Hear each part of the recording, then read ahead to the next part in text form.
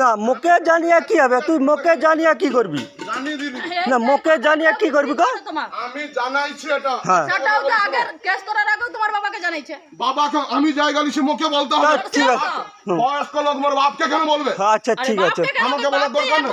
তুই video recording করে হ্যাঁ হ্যাঁ ভিডিও রেকর্ডিং করে ভিডিও রেকর্ডিং ভিডিও রেকর্ডিং ওইটা তুই নাটক করবে। হটাইবো তোকে সুদা তুমি হটাইবো সুদা চিনি তো মারের চোখে একবার সাইজ করে দেবো। আপটা বুঝবে। হ্যাঁ তোমার কাছে কোনো নাই। তোমার সাথে কথা বন্ধ করে দিও। কথা বলছি তুই